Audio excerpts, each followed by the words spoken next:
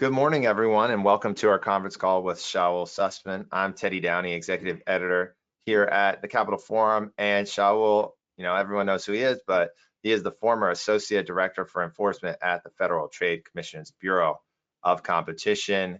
He has been a leader intellectually in the anti-monopoly movement and was widely viewed as extremely influential and important and a member of Lena Khan's team. So thank you so much for doing this, Shaoul. It's great to see you.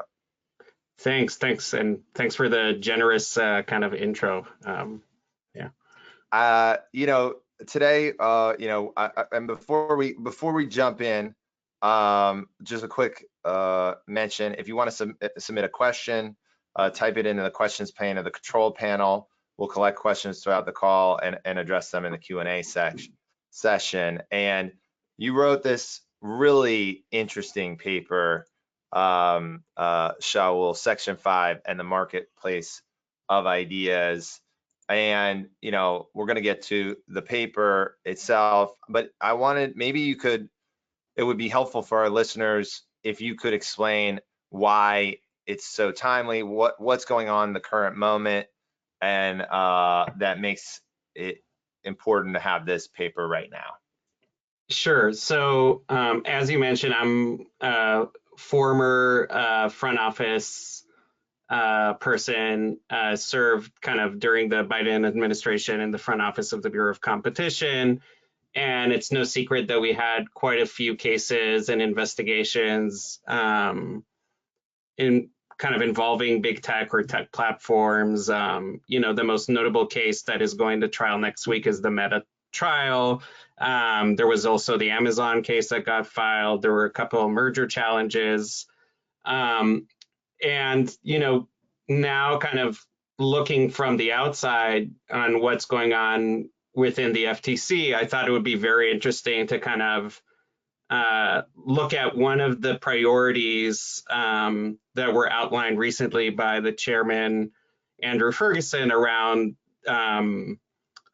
suppression of speech and kind of tech censorship or allegations of tech censorship, and a statement that they put out around the issue of whether these types of activities might violate kind of the FTC Act or kind of the competition laws generally.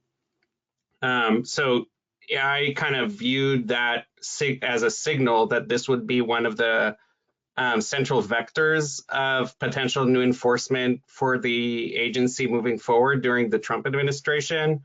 The other two I'll just mention briefly that were kind of publicized so far kind of have to do with labor, which I view as more of a continuation of stuff that we did during the Biden administration. And then also some focus, including an EO that came out yesterday around government regulation, so state and federal regulation and its interaction with competition, which, again, not an area that was of tremendous focus for us during my tenure, but is something that I think antitrust practitioners generally are familiar with. The FTC has like a long history of intervening and trying to enforce the laws, kind of especially in the area of state regulation. So this issue of tech censorship seems to be like a new issue, and what I tried to do in the paper is basically outline potential areas that the FTC will investigate and alternative or kind of what types of theories and what types of cases they might bring. Yeah. And you've read through some of the RFI comments so far. Just to sort of lay it out, FTC did this RFI and Chairman Ferguson said tech firms should not be bullying their users. To me, that seems like an eminently reasonable statement. When you read through the RFI comments, who's really saying that that is not a problem or the FTC shouldn't do anything here? That seems like a bit of a radical response to this RFI, but I want to get your thoughts on, or I want to know who was making that argument. So I think like the RFI seemed to be, we launched a bunch of RFIs and initiatives during Chair Khan's tenure that were incredibly popular and generated a lot of comments. One thing that I noticed looking at this RFI is that it had this similar kind of broad-based reaction. So if you look at the kind of the comment section, it's like thousands of comments that have been submitted so far. So it's clearly an area of interest for, you know, a wide kind of, and has a wide appeal, or a broad appeal. I think a lot of the pushback is not necessarily about whether tech censorship or suppression of speech is good or bad, although I think there are folks that say, you know, we need more of that kind of content moderation on platforms. But a lot of the criticism that I've seen coming out in the wake of the statement were criticisms of the commission as focusing on this issue as if it's a competition issue, as if it's an issue that is where kind of the antitrust laws, you know, that they're relevant, under the antitrust laws, right? I think there's a lot of discussion about content moderation generally in interaction with First Amendment rights and, you know, other types of regulation. But typically the pushback would be, why is this a competition issue? Why is this something that the antitrust agencies should focus on?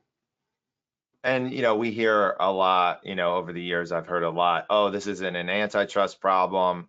Typically that will come from, you know, your George Mason school types, your big tech advocates, things like that. Was it coming from those types of people, or was it coming from a broader array of groups, or was it sort of focused on those sort of So predictable? I've seen some of those outlets, right, criticize the statement and, you know, raising this question about whether this is even something that the FTC should focus on, whether it is kind of something that has to do with competition laws or, you know, the antitrust laws. And also just my kind of more anecdotal experience, right? Like last week at the ABA Spring, I think, you know, there's a lot of like a general sense of being very dismissive of this statement that is kind of like more posturing. It's more just signaling to the base, but largely is a nothing burger. So I think there is kind of, you see more folks on the, you know, the defense bar and some of those outlets as well that are kind of very dismissive of the notion that this is an area where we might see actual enforcement. And I want to talk a little bit before we get into the solution, which I think is really interesting. I want to talk a little bit about the problem. You sort of lay this out in a couple of different examples. The first one, you know, of sort of cutting a firm off is you mentioned Parler getting cut off by Amazon. I know this was a big concern for Senator Mike Lee at the time. Can you talk a little bit about that and that type of you know, foreclosure that and then we can talk about sort of the specific like individual users after that. Sure. So yeah, broadly speaking, you know, the idea, what generated kind of this paper or working on it was this kind of trying to put myself in the commission's or the front office, the current front office's seat, and understand what types of activities they might go after. And I think you could broadly think about two categories of censorship or suppression or moderation. You know, you kind of, you could use whatever term you want. But the first category is what you described there with Parler and Amazon, which is they're kind of like these platforms, you know, social media platforms, other kind of, you know, websites that have kind of this social media function within them. And they obviously sit on a level of a cloud provider, of an infrastructure provider. And what we saw in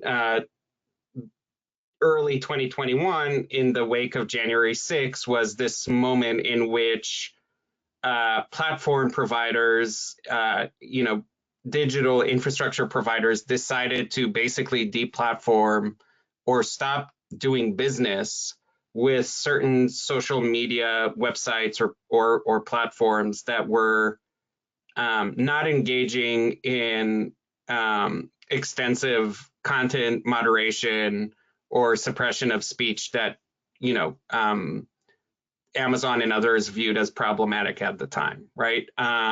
So there was this notion that Parler is the area where, you know, a lot of the activities surrounding January 6th kind of like emanated from, and it was an area where a lot of the activists in the space might be able to express or kind of coordinate their activity. And in kind of like in response to that, there was a decision by Amazon to deplatform Parler at the time. And yeah, there was a follow-on lawsuit, et cetera. Like you mentioned, this was an area of concern for a lot of conservatives at the time, including lawmakers. And I mean, if that's the threshold, wouldn't Facebook have been cut off a long time ago as a place where, sort of, extremists organize? I mean, that sort of gets at a little bit of the inconsistency here in who Amazon is going to target. I mean, we don't have to spend a lot of time on this. I want to get through the rest of the paper, but does that, how do you think about sort of the inconsistency in how Amazon is sort of, assessing how they're going to cut off a social media platform? Yeah, I didn't look into that specifically, into the question of like what are the guidelines and based on what kind of activities they ended up making that decision. But I do agree that generally it is easier to envision service providers and cloud infrastructure providers deplatforming smaller social media websites and kind of social media platforms, right? I think there is obviously deplatforming or removing Facebook from the cloud ecosystem would have major implications for the bottom line of many of these providers. Yeah. Let's talk a little bit about deplatforming the individual user. You have a couple examples in there. If you could just maybe kind of walk us through how that has been sort of in focus, and then maybe we'll switch to the law and the solution after that. Sure. So yeah, I'll just mention a few that were more recent, and interestingly enough, kind of were happening on the conservative side of the aisle, right? So there were kind of allegations against Twitter or X for deplatforming or suppressing speech of certain right-wing activists early in Trump's tenure or just before he took office. I also mentioned, the Babylon Bee deplatforming in 2022 by Twitter. And, there is, so just to mention kind of what happened more recently, there was criticism of the then Doge co-chair, Vivek Ramaswamy. Folks like Laura Loomer, et cetera, basically alleged that they were suppressed on X, for example. But the list goes on and on. I think on both sides, you see more folks that are on the fringe are kind of complaining about these types of activities. And if you look at the RFI that the FTC issued, right, there are many examples of folks that are kind of complaining that they've been either deplatformed or suppressed.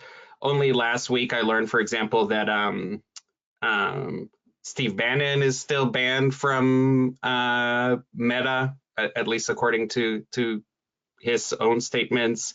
So it's not only something that we've seen in the past, apparently it's stuff that is still going on right now. I know certain journalists get kicked off periodically. They don't know why. So it's definitely like kind of a across the aisle issue yes, here. There was I think an example with Ken Klippenstein recently that I heard of, but yes, there's yes. And so, obviously there's a problem here, right? Big tech is using their power to cut people off from being, competitors in these markets and from their speech. You talk about, I think, when people think of an antitrust issue, they immediately think of the Sherman Act Section 1 and 2. You talk about Sherman Act Section 1 and 2, Clayton Act Section 3 aren't a good type of fit for this type of enforcement. If you could explain that, I think that would be a great place to start before we get into Section 5. Sure. So again, I don't know if this issue specifically would have been like it wasn't an area of focus for us, but I thought, in this paper to outline how the agency might think through these issues moving forward. And one of the first things that they will look into is what are the tools, right, in the toolbox in the FTC's arsenal, and how could they deploy them to address this issue? So the first question, I think, even taking a step back before Sherman versus, FTC Act or Clayton versus FTC Act, is just like, is this a competition issue at all, right? And what type of competition we're looking at here. And I think the way I was framing it and the way I think about it is that you have all these folks that are basically competing in the marketplace of ideas to get their kind of message out there, but they also basically run a business, right? Like the Babylon Bee or Laura Loomer or Ken Klippenstein, you name it, right? They have ways in which they monetize their kind of journalism or kind of content that they're creating, right? Whether it will be endorsements, with advertisers, whether it's just, ad impressions, subscriptions, right? There's a wide array of ways in which these folks generate revenue, and you could argue also compete within certain submarkets for advertising dollars, for sponsorships, for even just general attention of consumers of news and media. And the question then, the question that I was kind of thinking through is how would the FTC potentially frame interruptions or suppression of competitors within those markets? So like you mentioned, I think that Sherman, Section 1 of the Sherman Act and Section 2 of the Sherman Act are probably not the best tools to address some of these issues. So I'll give just a couple of examples. Sherman Act, although it deals with group boycotts, for example, really is not an extremely effective tool to deal with this type of vertical foreclosure or suppression of operators on certain platforms, especially when there's no agreement, right?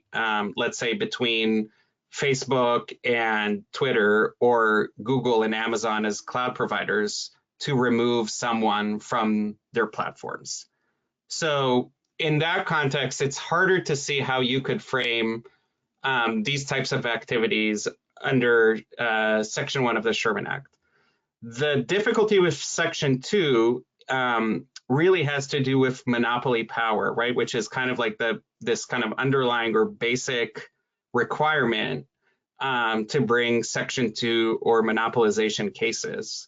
So while Section 2 could potentially address a wide variety of conduct, and we have a couple of older cases involving Section 2 and suppression of speech or the press. The problem here would be that it would be very hard to argue that some of these companies are monopolists. And, I'll just give the example of the cloud providers, right?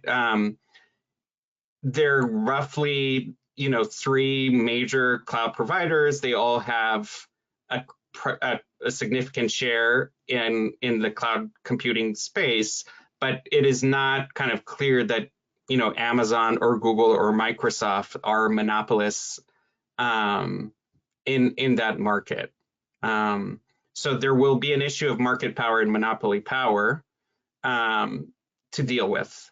And I think part of the issue that you would confront as well is issues of market definition under the Sherman Act and also the Clayton Act.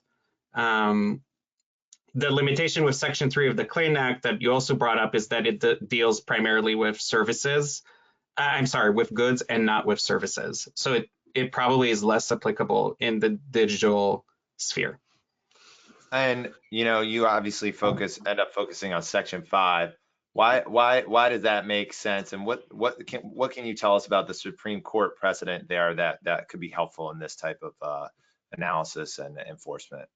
Yeah. So again, looking at the toolbox, it appears or it looks that Section 5 is potentially the most viable option when one considers bringing a case for suppression of speech or censorship on online platforms or kind of on the infrastructure side.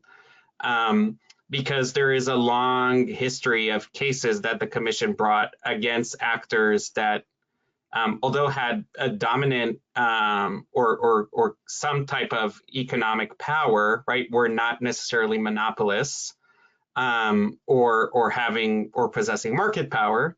And also those types of cases dealt sometimes with vertical restraints in markets in which the defendant or kind of the corporation in which the FTC sued did not operate in. So I'll just give an example of a Supreme Court case that I cite in this paper where the FTC went after Standard Oil, or not Standard Oil, Texaco, and other kind of large operators of gas stations. And it alleged in those cases, in a series of cases, that those gas stations basically created an arrangement that limited competition in the market for car batteries, tires, and other replacement parts.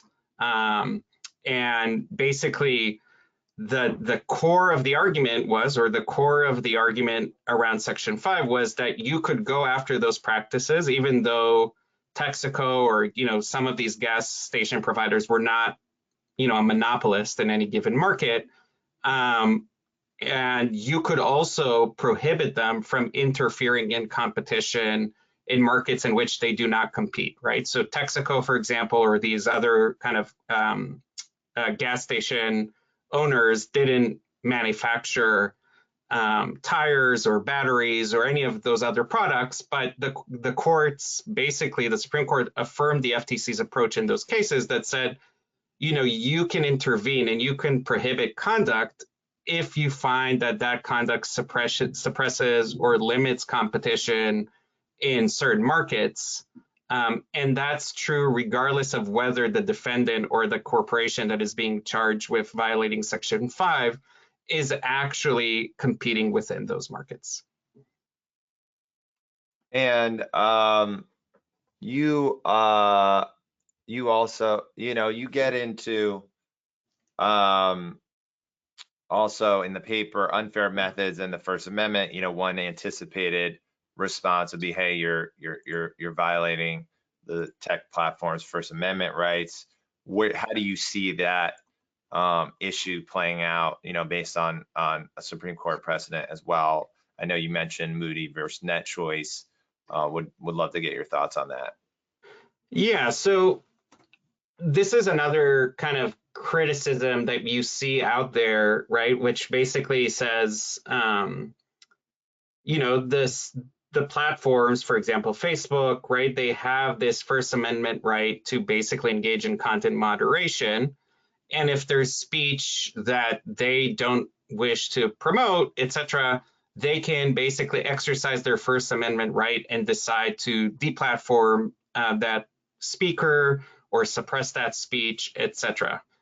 And the case that is often kind of the case that folks point out or kind of point to is Moody versus NetChoice, that really recognize, right, that this type of content moderation activity could be a protected First Amendment kind of activity, right? So that, the content moderation of speakers on an online platform, right, could be kind of a First Amendment activity that deserves some protection.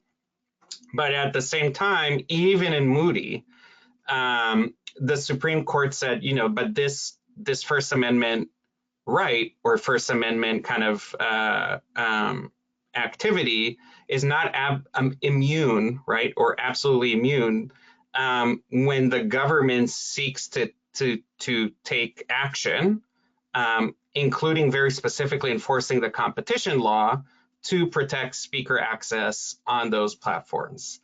And, that principle is not really an innovation or something brand new that the Supreme Court just announced in Moody, right? It goes back to a series of older cases that dealt with the interaction or kind of the interplay between the First Amendment and the antitrust laws and competition laws.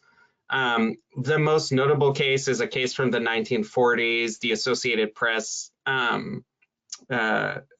versus the US government, in which the Associated Press, it was alleged that they were monopolizing a market, and their kind of one of their main defenses was, as the Associated Press, we have the freedom, right, the First Amendment right to decide who should get our content and who we can partner with and share our news stories or kind of like our reports with.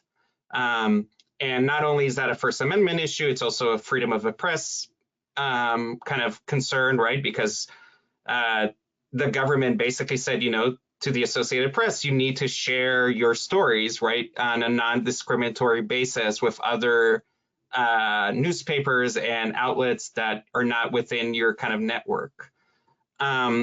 And the Supreme Court went on this, there was actually a very long opinion, and they basically explained that a reading of the First Amendment as a shield against the enforcement of the competition law is competition laws, it would end up in a, kind of like a perverse situation, because in the court's view, the First Amendment really rests on this assumption that the widest possible dissemination of information from a diverse and antagonistic sources is the essential kind of underlying principle of the First Amendment, and that the freedom of the press or the First Amendment kind of itself is supposed to protect that kind of dissemination of information. So to the extent that your activities that restrict competition also restrict the dissemination of information, right, you can't really use the First Amendment as a shield for those activities. And, I won't go into additional cases, but this principle was kind of then reinforced in a few other Supreme Court and circuit cases that dealt specifically with newspaper advertising, etc. So I think, resting on those kind of cases, I think that it would be very hard to argue that the suppression of, the dissemination of information, right, in conjunction with what the court said in most recently in Moody, would really preempt the FTC or even the DOJ, right, from bringing enforcement action in the space of content moderation or platforming of websites, etc. And again, if you have questions, please, you can email us at editorial@thecapitalforum.com, or you can put them in the questions pane in the GoToWebinar panel. We've got a few here. So do you think, obviously there's some controversy around what this FTC will do. They kept the merger guidelines. They kept the HSR form. How do you see this FTC when it comes to keeping, sort of a broad use of Section 5, or whether or not they will try to narrow it like prior administrations? How do you see that playing out?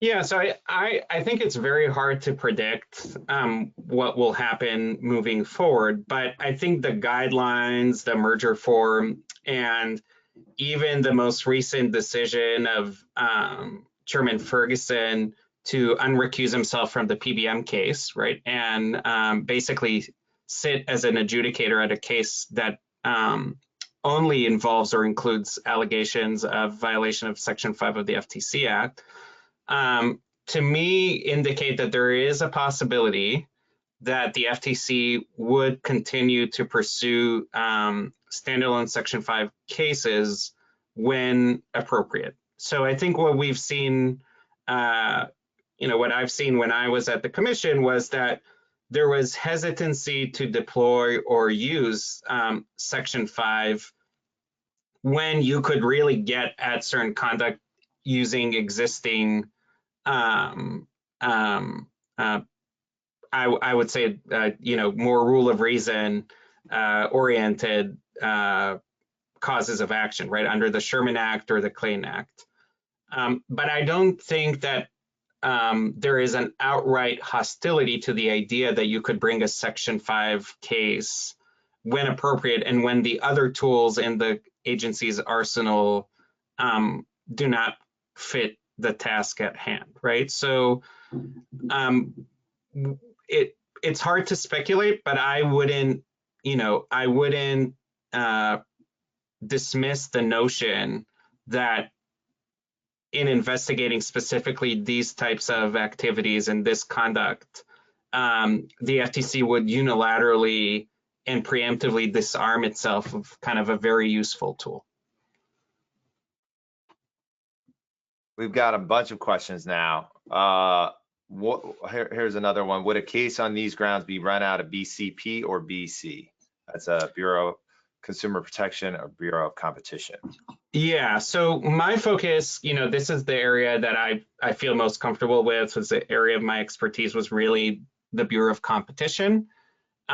But the RFI also mentioned concerns that might sound in consumer protection case.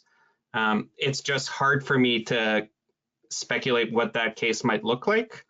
But I wouldn't be surprised if this would be an effort that is run from both bureaus, since it seems to be a high priority for the commission.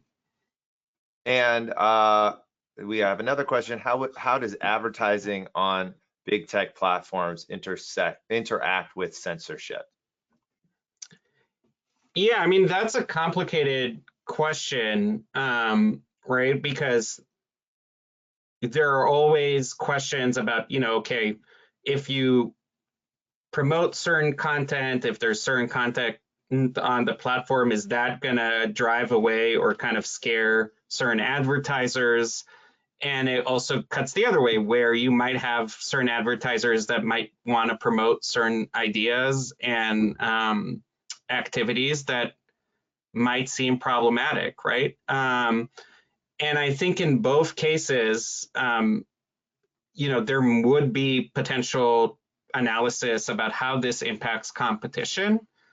It wasn't a primary focus of mine, right? But there are historically cases that involve advertising and dominant platforms. So, the most famous case is Lorraine Journal, right, where involved a local monopolist news agency. And in that case, for example, the court said you have to platform advertisers, even if you're not really interested in receiving their business. So this was not my focus, but it's definitely something that could come into consideration in building a case in this area. We have, we've got some more questions here. Who will direct enforcement against specific companies? Could X eventually be on that list. Seems a little premature potentially, but wanted to ask it anyway, and we can, if you don't Yeah, want I to. think it would be very hard to speculate. What I would suspect is that after the RFI closes, the front office or the chair's office is going to ask for some type of summary of what they heard, and that might kind of direct potential investigations. At least when I was at the commission, right, there was this idea that you're using the RFI process or the public comment process as a way to understand kind of where potential enforcement should be directed. So it's a very useful tool in that sense. Another question, could someone like Bannon or Loomer or Parler sue against a tech platform that harmed them in state court under unfairness laws there? Yeah, that's a great question. And I think the answer is potentially yes. Right. So one of the neat things about Section 5 and also the Supreme Court precedent that governs Section 5 is that it is applicable in many states, not in all states. Also, when it comes to their own competition laws in what's better known as baby FTC Acts. So to the extent that a case like that is brought in a state that has this type of baby FTC Act, we might see follow-on activity after the commission brings a case. We might see cases brought even earlier than that, that basically could rely on existing Supreme Court precedent interpreting Section 5 to pursue such a case. It's hard to know what's going to happen, but it's a possibility. I mean, it makes a lot of sense. We've got more questions. I'm going to keep going here. We got even more. We got another one here. All right. Do you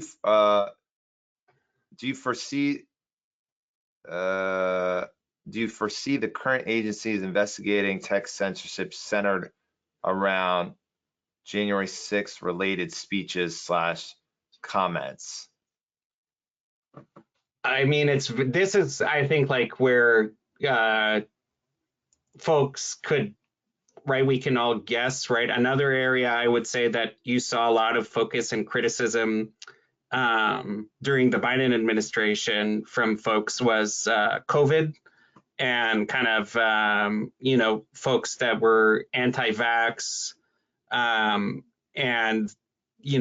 origins of the COVID-19 pandemic, right? Like there are a number of areas where you saw a lot of concern from conservative lawmakers. So I'm not sure where the focus would be, but there is definitely kind of a number of potential targets. I think religious freedom is probably another. But this I feel is a bit more of a political question, so it's hard for me to kind of like speculate what potentially what would be the potential first targets or the targets of these types of investigations. As we discussed, this wasn't this was a bipartisan deplatforming going on. You can get examples of across the board. So it's a little cynical to say they'll only look at this stuff as opposed to and ignore the other ones, but we'll have to see how it goes. Does the fact that could the agencies go so far as to look into foreign tech companies' alleged censorship activities? So ostensibly focus on TikTok here. Yeah, I mean, like there's no prohibition, right, for the FTC to go after the activities of foreign companies in the US.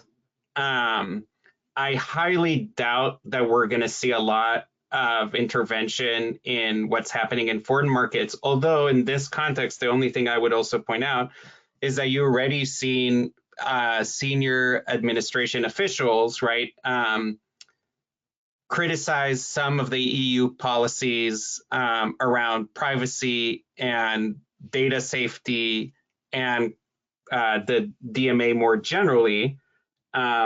And, you saw folks like Vice President Vance really kind of chastise the more interventionist approach of European countries to speech. So I don't know what that would lead to, right? Like I have to say that during my tenure in the agency, we had a very good relationship with foreign regulators and kind of wanted to make sure that we're operating somewhat collaboratively and in lockstep with them. But you could see part of this also taking shape in criticizing the agenda of foreign countries when it comes to regulating speech online. Next question. Does the fact that social media platforms are partially zero price markets affect the way FTC might analyze the market under Section 5 theory?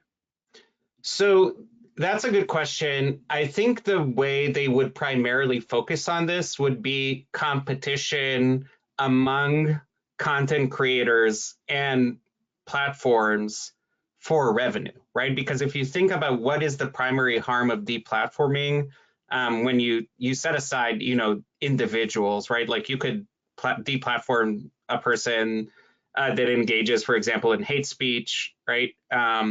But where you see the real kind of economic harm or the harm to potentially to competition is when someone is deplatformed and is unable to monetize their speech or their activities online.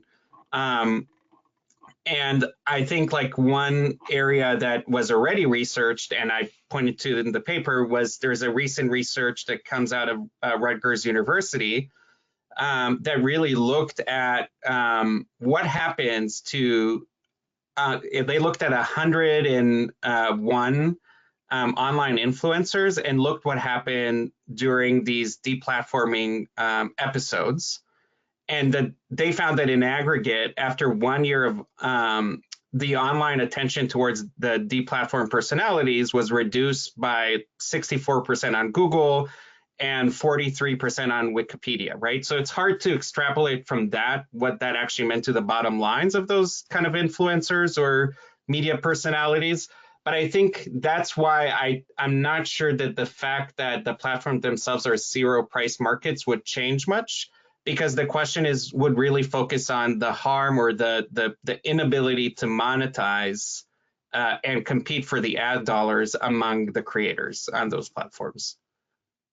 And you also you discussed this in that gas station decision that the threshold is the platform has to have significant economic power, I think is the term that you use. Yes. And then it has to have, is there another side of that? Is it just the platform has significant economic power and then they foreclose what or I think they'll have to engage in, right, and it will have to be more than non-trivial foreclosure, right? I think it'll be very hard to make a case around shutting down, bots that are operated from a foreign country. I think you will have to still say, this had significant economic impact in a market. And I think although you might not have to engage in extensive market definition, you would have to broadly describe, for example, in the case of Ken Klippenstein or, Steve Bannon or Laura Loomer, like what's the set of potential competitors, right? So like, is it 7076 ground coffee, like who are they kind of advertising with, or I don't know, like who else is what is the set of potential kind of monetization opportunities for those folks? And kind of I think that is probably the way the agencies might think about kind of understanding whether this is significant or insignificant. But I'll also point that the general principle that came out from these gas station cases was that, this is a broad rule, right? That certain types of, companies that have this significant economic power cannot engage in these types of vertical restraints that suppress competition in this way. And when you think about marketplace of ideas, any one voice can be, extremely important, even if it's just one person without a lot of revenue. It's an idea can come from anywhere. So it just seems like that having the threshold be on significant economic power, and then you're just foreclosing someone entirely, that person's opportunity for revenue, at least there, is zero, right? Like, so it seems like it makes sense, particularly for marketplace of ideas. Got another question here. Where can we find Shaoul's paper? We will link to it on Monday, if Shaoul's okay with that, in our weekly. But Shaoul, where can people find your paper if they want to go read it right now? Yeah, so it was part of I think the ABA curriculum for last week's spring meeting. So I think it is available online, but as Teddy mentioned, I think it will be also available on Monday. Yeah. Okay, great. And then could content moderation simply be a form of quality competition on the part of platform? Right. So I think there's very much an argument, right, that companies can differentiate themselves based on the type of content that exists on those platforms, right? I think you see certain platforms that try to differentiate themselves in the market by kind of being an area that is less volatile, maybe has less kind of, offensive rhetoric, right? So like you have platforms like Blue Sky and others that kind of have the reputation or try to differentiate themselves on that ground. And I think there is this question, right, about whether you could have a general policy when it comes to speech, and when a user within that kind of platform violates that policy, and they get suppressed, whether that's within the ability, whether that's something that the platform should be able to engage in order to suppress that speech. I think that ultimately that goes to this question of the significant economic power, and also to the amount of harm, right? So ultimately the question is the platform that is engaging in that type of targeting a very significant online platform? And then I think the second prong would be whether that act that they engaged of suppression resulted in, or could result potentially in, anti-competitive harm, right? So I think in the case of those other platforms that try to differentiate themselves, it's harder to imagine, right, that someone that is engaging in more kind of animated rhetoric will decide to put a lot of their eggs in that basket, right? But there are other platforms that are just like so central to our daily activity that I think, denying access to those platforms might actually present a broader issue. And then last question here. I'm not sure I understand this, so I'm just going to read what they wrote. Do you consider the current investigation of Omnicom IPG merger to be an example of censorship in the area of mergers? I'm not exactly sure I understand the question, but yeah, maybe you do. It's hard to fully understand what the question is trying to get at, but it is true that seems to be a merger that involves kind of major advertisers, and maybe one of the areas that they might look into is who they advertise with, what's their policies around content, etc. But this is me kind of engaging in pure speculation. And I've got a last question. I mean, is the remedy just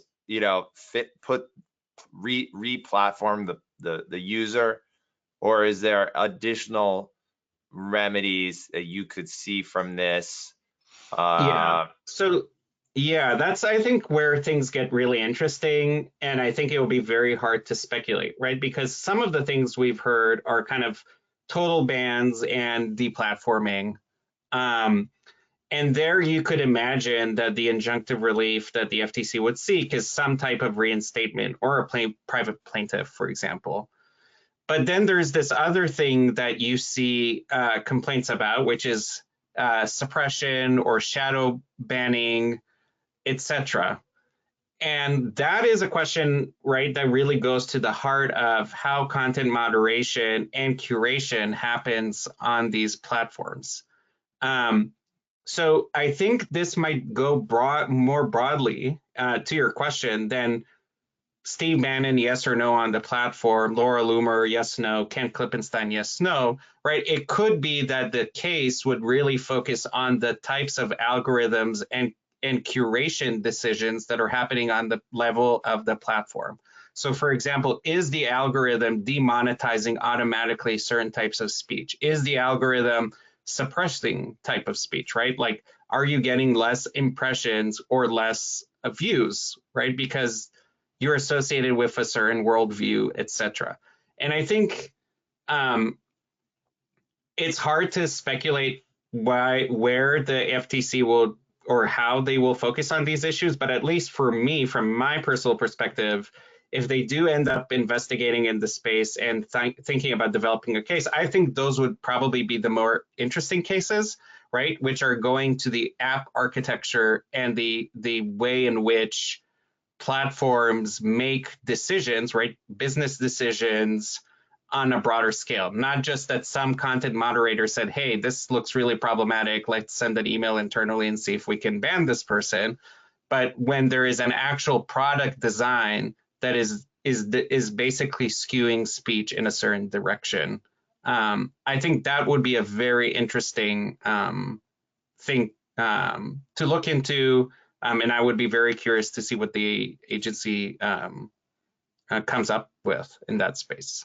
What about just saying, hey, that's too complicated. You engage in sort of systemic skewing of speech in this way in violation of Section 5, and you just need to be broken up because this kind of ability to cut people off is is problematic, and we can't fix it with this kind of behavioral type of remedy. Is that too out there of a concept, or it just seems yeah. So historically, Section 5 cases did not involve breakup remedies. I don't have one that kind of I can think of just on the fly, but